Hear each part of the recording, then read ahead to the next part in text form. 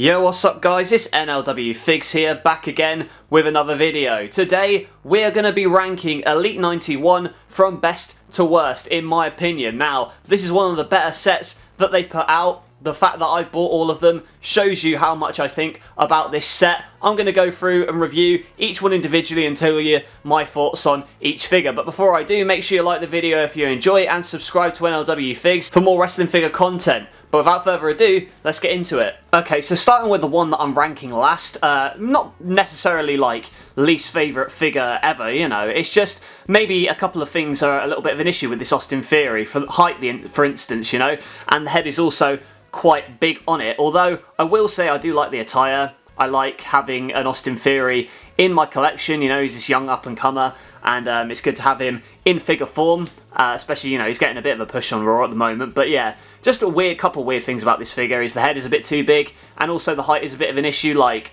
he's way too short for what he is in real life, and, you know, as we take this jacket off, I'll kind of see how kind of jacked he's looking, because I know in real life he's absolutely ripped. So yeah, they've got the torso's okay on it, but I don't think the proportions are correct for this figure. I don't think, you know, the actual body itself, I don't know, it just doesn't really suit him, and it doesn't really look, like, the face is on point to an extent, but like the rest of the body, yeah, I don't know, I'm not feeling this figure as much, but I did want an Austin Theory in my collection, and I preferred this to, you know, getting the basic. The attire is good. I like the blue and yellow, but I'll have to say the height is a little bit of an issue. But I'm sure with like a fix-up or something, it might look a bit better. But again, I'm too lazy to do that. So a decent figure, but you know, not my favourite out of the set. Next up, we've got Kevin Owens, and the fact that he is so low on this list just goes to show you how much I think of this set, because I actually really like this figure. I'm very much looking forward to using it in NLW. Of course, Kevin Owens at the moment embroiled in a kind of rivalry. At least he's helping Triple H in NLW, so going to be wanting to use him on the road to WrestleMania. It's good to have Kevin Owens as well, with the double jointed elbows and also the updated tattoos. The head scan I quite like, although I don't know if the beard is a bit too big. I'm not too sure of that part, but I must say I love the shirt. It's just, you know, your regular problems with a Kevin Owens Elite is because you can't really have that much movement in the torso because of this big chunky shirt kind of keeping it limited in movement. I love the look of it. It's just, you know, for pick fedding, it might be a little bit difficult to use, but again, that's more of a nitpick really. As I said, most of this set I do enjoy, so I'm going to be kind of nitpicking these figures that are kind of lower on the list. Although, even though it is like, you know, lower on this list than you might put it, I still think it's a good figure. It's just, you know, a bit of limited movement in the torso lets it down a little bit, but I do enjoy it, and I'm going to be using it very much so in the near future for NLW. Next up, we've got this updated Sami Zayn, and it feels like I've been waiting for years for an updated Sami Zayn. Like, the last time an Elite of him was released, it's probably 63, so it's good to have another one in the line. Of course, it comes with this jacket and the kind of cap that he's got going on here, and I think they've really captured his kind of grisly conspiracy theorist look that he's been having recently, and yeah, like, just, I enjoy Sami Zayn a lot as a wrestling character. I want him to do more in WWE than they kind of pigeonholed him as like a, you know, comic relief jobber type thing. But honestly, I loved his run as Intercontinental Champion, and I think, you know, babyface Zayn is great, but heel Zayn, he can pull it off as well because he's such a dynamic performer. But this figure, again, is one that I'm going to be wanting to use in NLW. Of course, he's on Metal Wrestling at the moment, so maybe I'll turn him heel because I do like this figure and I want to use it a lot. I'll definitely be using it in the SmackDown Rebooked series. But yeah, the pant legs are good. The only reason it's not higher on this list is because it's not as detailed as the other figures, which, you know, I'll get to. And I don't know about the chest. I know I don't know what he's looking like these days, but I don't remember him having a shaved chest at this time. I could be wrong. But yeah, still love the head scan. If it wasn't just, you know, camouflage attire, it might be a little bit higher on the list, but I must say, looking forward to using it. Next up on my list, I've got this Bianca Belair. Now, I'm a big fan of Bianca Belair, and the last Elite they released, I was one that, you know, I bought immediately because I was a big fan of it. This one, though, knocks that previous Elite out of the park, you know. You've got the updated double jointed elbows, and this is from her Royal Rumble win in 2021. And you got the big hoops as well, and the hair as well is fantastic. And, you know, I just love the attire. I love the comic book style. I like the kisses on the back, everything like that. And, you know, it would be nice if it came with like a jacket or something, but it does come with these sunglasses. And, you know, they've really stepped up their game recently with the women's figure releases. They're much better for pick fedding, and I would like to see more pick feds utilise women's figures, because they've improved a lot since, you know, I started collecting figures way back in the day.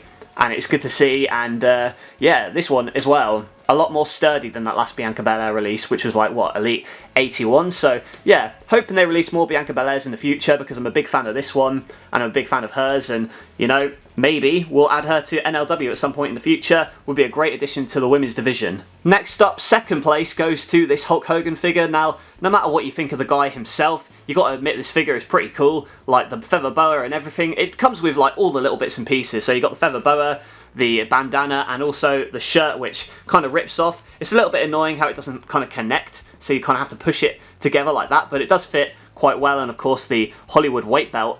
But yeah, these sunglasses too, I think it captures him really well. I mean, it's you know, not as tanned as perhaps he was looking at that time, but you know, that's a nitpick. And also the head scan could be worked on a little bit perhaps, but it's still a pretty cool figure nonetheless. Like, you can have all your classic poses with this one. This is from SummerSlam 2005, I believe, when he faced Shawn Michaels, and Michaels was just flopping all over the place, but that's besides the point. Yeah, you've got these cool red and yellow, and then the Hogan boots as well.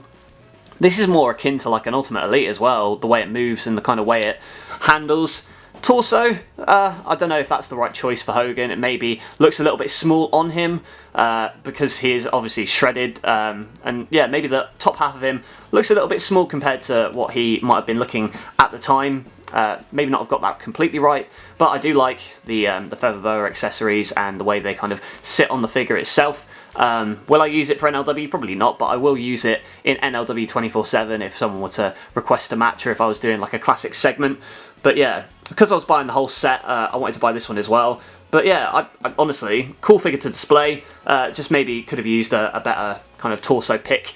And you know, in hindsight, maybe I should have put this lower on the list, but it came with so many of these cool accessories and stuff, and you know, I'm a sucker for a cool attire like this one, and I'm a sucker for Ruthless Aggression figures, so that's why it's so high on the list. And finally, in first place, my favourite figure of this series is RVD, Rob Van Dam. It's been a while since we've had an Elite of his, but he went into the Hall of Fame this year, so it was only natural we'd see one. I was really looking forward to the chase too, but that's another story. I'm sad that that got cancelled, but it is what it is. Nevertheless, still cool to have an RVD figure right here. Funny story, I actually bought the decals for this figure to make a custom, and then they immediately released this one, so I was left with a bit of egg on my face. But besides the point, you know, such a cool figure. Like, you can finally do the RVD hand points properly with the double jointed elbows.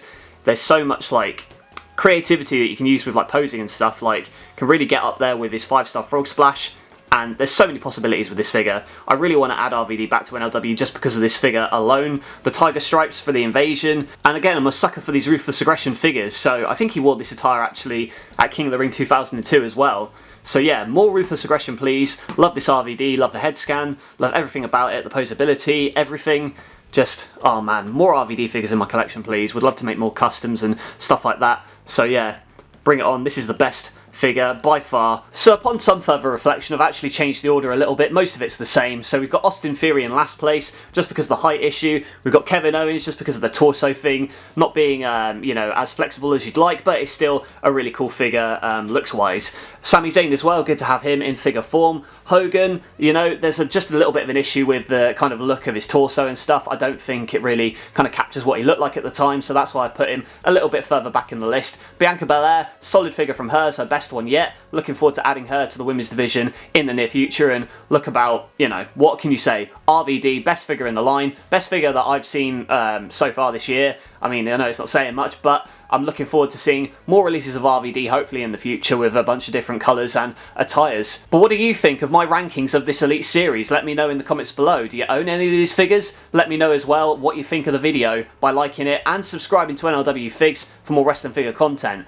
That's it from me. Thank you for watching, and I'll catch you guys later.